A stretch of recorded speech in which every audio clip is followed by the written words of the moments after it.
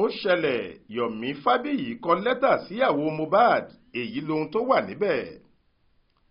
Òṣèrékùnrin ilẹ̀ wa kan Yọmi Fabiyi ti kọ̀wé sí Ọmọ́wùnmí Alọ́ba tí í ṣe ìyàwó tí gbajúmọ̀ olórin tàkasúfè tó ṣaláìsí nì fi sáyé ìyẹn Ọládìméjì Alọ́ba táwọn èèyàn mọ̀ sí Mohbad. Nínú lẹ́tà tí ọkùnrin tí awuyewuye kì í sìn lórí rẹ̀ kọ sí Wùnmí yìí ló ti sọ àwọn ìdí tí mọ̀lẹ́bí ọkọ rẹ̀ fi lẹ́tọ̀ọ́ láti sọ fún un pé kó ṣe àyẹ̀wò ẹ̀jẹ̀ tí yóò fìdí rẹ̀ múlẹ̀ pé ọmọ wọn ló bí Liam tó da òun àti Mohbad pọ̀. Lójú òpó Instagram rẹ̀ ni Yọmi kọ sí lẹ́sẹẹsẹ àwọn ìdí tí Wùnmí ṣe gbọ́dọ̀ ṣe àyẹ̀wò ẹ̀jẹ̀ náà láì fi falẹ̀. Ó ní, mo bá ọ dárò nínú ìbànújẹ́ tó ṣẹlẹ̀ sínú ẹbí yín lórí ikú Mohbad. Ọlọ́run yóò forí ẹ̀ṣẹ̀ rẹ̀ jìn. Mò ń kọ̀wé yìí sí ọ lórí àríyànjiyàn tó wà nílẹ̀ nípa àyẹ̀wò ẹ̀jẹ̀ láti mọ bàbá ọmọ tó kan Liam tó bí fún Mohbad àti ìwádìí irú ikú tó pa á tó ń lọ lọ́wọ́. Àwọn kókó tí mo fẹ́ tò kalẹ̀ yìí ló fà á táwọn ẹbí Mohbad fi lè pa ẹ́ láṣẹ láti ṣe àyẹ̀wò ẹ̀jẹ̀ DNA.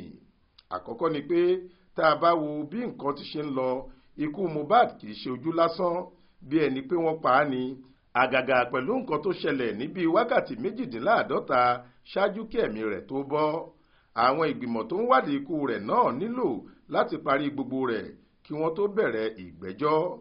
Ẹlẹ́ẹ̀kejì, láì ní fi ti àbòsí sí i, gbogbo àwọn tí wọ́n wà pẹ̀lú olóògbé, gbogbo àwọn tí wọ́n wà tí wọ́n sì ṣe okùnfà ibi tí ìṣẹ̀lẹ̀ ọ̀daràn náà ti wáyé pátá ni afurasí, gbogbo wọn ló sì yẹ kí wọ́n ti pè fún ìfọ̀rọ̀wánilẹ́nuwò tó fi mọ́ ìwọ́gan alára. Ẹ̀kẹta ni pé tí ẹ̀rí tàbí ìfẹ̀sùnkàn lórí ìwà àgbèrè sí ọkọ rẹ lásìkò tó lóyún bá tilẹ̀ wáyé tàbí ìjà abẹ́lẹ̀ tó ń fìgbà gbogbo ṣẹlẹ̀ tí kò sì sí ẹ̀rí fún èyí láti di ìjà, ohun tí yóò fa eléyìí kò ju ọ̀rọ̀ láti mọ ojúlówó bàbá ọmọ èyí tí àyẹ̀wò ẹ̀jẹ̀ DNA nìkan lè fún ọ ní ìdáláre lé lórí fún àǹfààní ara rẹ náà ni. Ẹlẹ́ẹ̀kẹrin, tó bá ṣe pé Liam ni yóò jogún gbogbo dúkìá ọkùnrin olórin tó ti dolóògbé yìí, tó sì jẹ́ pé láàrin inú ilé ní nǹkan tó ṣokùnfà ikú rẹ̀ ti wá, àwọn ẹbí rẹ̀ lè fi àpọ́nlé bí ọ́ tàbí kí wọ́n gba ẹnu ilé ẹjọ́ béèrè pé kó o ṣe àyẹ̀wò ẹ̀jẹ̀ DNA kí wọ́n tó lè fi dúkìá ọmọ wọn sí ìkáwọ́ rẹ lórúkọ Liam.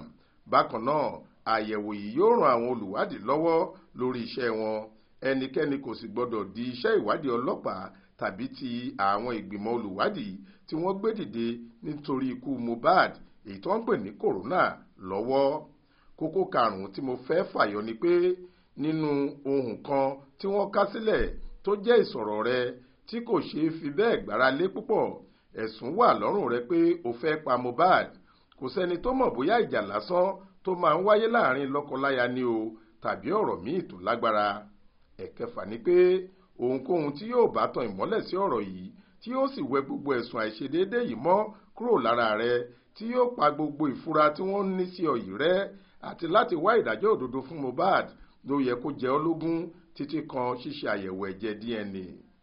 Ní ìkádìí bó ṣe ń lọ síwájú tí ò ń lọ sẹ́yìn yìí tó láti dánú bí aráàlú àti láti mú kí àwọn ọ̀dọ́ tínú ń bí tako iléeṣẹ́ ọlọ́pàá àti ìjọba lórí ọ̀rọ̀ yìí. Láìpẹ́ yìí làwọn èèyàn yóò sọ pé àwọn alágbára kan ni wọ́n wà lẹ́yìn rẹ tí wọ́n dáàbò bò ọ́. Ẹni ọ̀hún kò sì lè lágbára ju àwọn èèyàn tí wọ́n ní ìpinnu lọ. Èmi ni Yọmi Fabiyi, òṣèré tíátà, aṣojú ajàfẹ́tọ̀ọ́ ọmọnìyàn àti ọ̀kan pàtàkì níléeṣẹ́ tó ń jà fẹ́tọ̀ èèyàn tí kìí ṣe tìjọba, ìyẹn Break the Silence Foundation. Báyìí ni Yọmi pe àkíyèsí tó sì tún fún Wùnmí ní ìmọ̀ràn tòun ti ìkìlọ̀ lórí ohun tí yóò paná ẹjọ́ ojoojúmọ́ tó ń wáyé nínú ẹbí wọn látìgbà tí ọkọ rẹ̀ ti kú lóṣù kẹsàn-án ọdún 2023. Mọ́nísọ́lá Sàká ló ṣàkójọ ìròyìn yìí fún iléeṣẹ́ tẹlifíṣàn Aláròye TV online. Faith Adébọ́lá ló kà á sétí ìgbọ́ yín.